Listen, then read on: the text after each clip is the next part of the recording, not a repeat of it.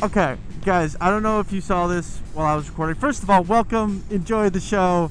I'm glad you're here.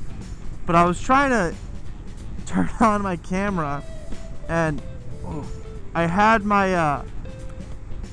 hand up, on the camera, and I saw another guy riding, and instead of doing, the two fingers, whatever, or like the hand down, I just went hi, like just hi, I'm normal.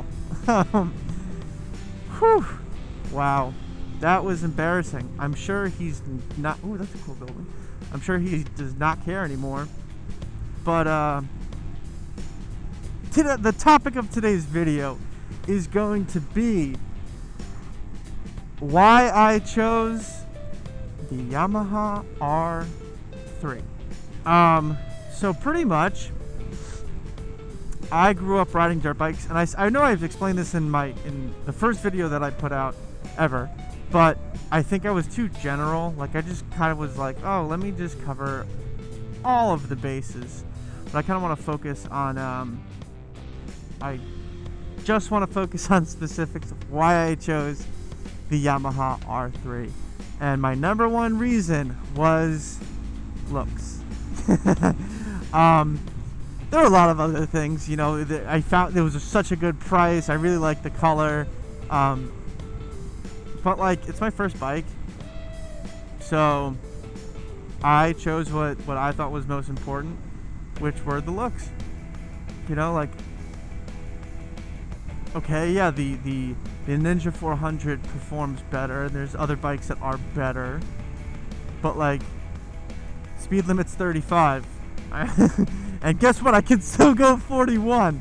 I'm not taking this to a track anytime soon, and I might not ever. So those kind of specs really only matter if you're trying to like do something legit with it, like actually trying to race, or actually trying, I don't even know, like race or go to track days or stuff like that, where that's not important to me right now. What's better for the poor camera placement, it blocks that little center button for the thing. Anyway, what the important thing for the street is like mid-range power, like, or low-end power, as well as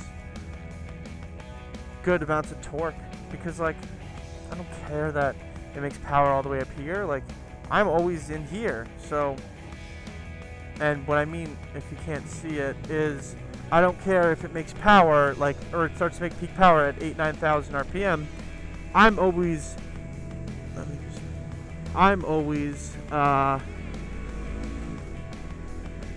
shifting at like 7,000, because like, I'm not trying to go that fast, and like, I'm not trying to be wild, but like, for what I use it for, it's pretty fun. Like, I don't know, it's a fun little bike. I like it. Who cares? Get a bike. And I know there's bikes to clown on. Like, the only, I think, poor decision you can make, and it's not even a poor decision, it's just, let me rephrase, it's not a poor decision, but it's a decision I wouldn't make, and I'll tell you why. And I talked about this in my best beginner sport bike videos, or just beginner sport bike videos, or video. I would not get the Honda CBR 500R, and for a couple of reasons. One, it's like, it makes just about the same amount of power as the 300s and 400s, right?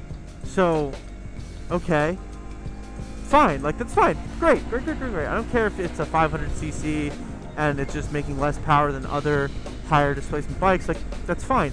I think the problem for me is that this bike is like 375 or so, and I think the Honda was like, the CBR 500R was like 500 pounds, and like, you're making the same power, and like, this bike already isn't really that fast, so like, what's the point? Like, why? And it costs like if I'm remembering correctly, I think it costs like over $7,000 MSRP. Like, why would you do that? It costs $2,000 more than this bike, performs the same. Or let's talk about the Ninja 400, because arguably that is one of the best beginner sport bikes, or the best beginner sport bike to get if you're interested in track stuff. So Ninja 400, the specs between the Ninja 400 and the CBR 500R are pretty comparable. I think it's got, the Ninja has like 40 horsepower, 49 horsepower, and I think high 20s for torque, and the CBR is like 50 and 30, or I think. And it costs like $1,500 more than the CBR costs $1,500 more than the Ninja. But like, I think that's just the only bad bike I would say that you can get. And it's not even that it's a bad bike. Like, if you like the bike, okay, cool. Like, you like the bike. I'm happy for you. But I just think that there are better options out there and available to you. So why would you settle on something and like spend more money when like the thing that I don't really get. I mean I did it, so I get why people do it, but like, the one thing I would say to anybody watching who's, looking to buy and is just doing thousands of hours of, looking at different bikes, comparing different spreadsheets or spec sheets, watching tons of videos about different bikes, is just pick one. You've got for beginner sport bikes, you've got the Ninja 400, the R3, the KTM RC390. You've got the Honda CBR 300R. I can't remember off the top of my head if there's any. The Suzuki GSX 250R, but I don't know if I'd get that one. That one's also really underpowered. Anyway, but you could still get it. The Honda CBR. And then you've got bikes from Harley and cruisers. You've got the Sportsters 883 if you can find them used. You've got other bikes from the manufacturers that are, either naked or cruisers. Like Yamaha's got the MT-03, the MT-07. You can even get the R7 if you're like a little bit more of a mature rider, like you're a little older, because it does have more power. It's at the top end of what could comfortably be considered a beginner bike. But like the MT-07, the MT-03, and then Kawasaki's got their Z bikes, the Z400, the Z6, and the Z650. There's so many bikes, right? Pick a budget, and then pick the style of bike you like, or you think you'll like, and then buy, and then that's it. That is it. Just focus on those two things, right? And then just pick whichever one hits those two criteria. And you like the way you look, or like the way it looks. We're not Men's Warehouse, but just, I don't even know. I'm like, I have a good, like, you ever have that feeling where what you want to say, it's in your head, and obviously it's in your head, and like it's just like you can form it coming out of your mouth. You can visualize saying it, but it's hard to say it, like actually say it. That's what I'm feeling right now. Like, what I want you to do, if you're looking for a motorcycle, make your budget, right? How much do you want to spend? How much are you willing to spend? And then pick whichever one you think looks the best. Because chances are, if you like the way it looks, you'll like the way it rides. Like, you won't really care that much if it's not, if it's like, if it doesn't make it as much peak power. Like, who cares? It's a beginner bike. None of them, like, there are bikes after you get out of the beginner segment that are better than all of them. So like, who cares what your first bike is? Just get a bike. Like, if you really, really want it, just get one. You know, there's nothing stopping you. Don't get in your head. Like, you don't need to make the best decision. But I know it's easier said than done.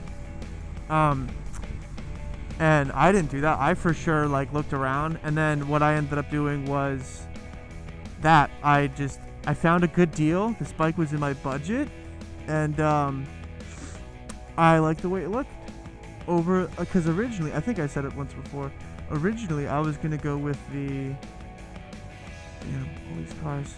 I was gonna go with the Ninja 400, but I did not like the way that it looked.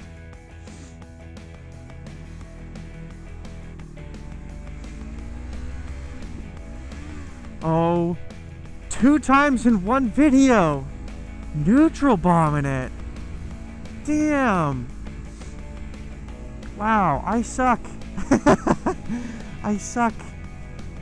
The one thing though about this bike is I heard a lot of complaints that people catch false neutrals. I don't think I've caught a false neutral, right? So like for those of you who don't know, a false neutral would be like if you're switching from third to fourth and it pops into neutral somehow, right? Or like it gets stuck between the gears and you know, so it's kind of like you're neutral. I have never had that. What I get all the time, or not all the time, but clearly it can be somewhat frequent, is I pop I miss second and I pop into neutral by missecond. That makes no sense. I pop into neutral by mistake. But yeah. So yeah, those are and long story short, that's the reason why I chose the R3. It fit my budget. I like the looks of the sport bike, you know, because my budget really narrowed everything down. Like I wanted first a Harley, but like to get one that's still relatively new and like low miles and that was taken care of, it's like at least $7-8 grand. And I didn't want to spend that much, so then I looked at sport bikes and naked bikes because they're cheaper. And I decided I like the look of the sport bikes better. And I figured, who cares? It's just my first bike. I certainly don't care. So I bought the sport bike, and this one fell into my lap, and I freaking love it. So yeah, is it? Well, is this like the perfect bike for me? No. Do I feel like it ticks all my boxes? No. Does it tick a lot of them? Sure. Yeah, it ticks enough of them where I'm happy and I like to go out and ride it. But then again, anything on 2 wheels is really just gonna keep me happy, you know? Ding ding ding ding ding ding ding. I am 5 years old. Like before I knew what bikes were, right? You just pick one, or like I liked all of the Yamahas, right? Because like I grew up riding Yamaha dirt bikes. I like the color blue, and like that essentially went into my decision. So I liked the Yamahas and I liked the Harleys because when I was growing up, you know, my dad had a Harley. I just like cruisers better, I think. Like, and the other thing that formed that opinion was that all the guys I would see who had sport bikes were always riding like you know, Chad and Thad and just being a-holes, just being real obnoxious on the road, you know, flying like yeah, it's fun to go fast, but like no need to be a street squid. The line is back here, sir or ma'am. But yeah, I found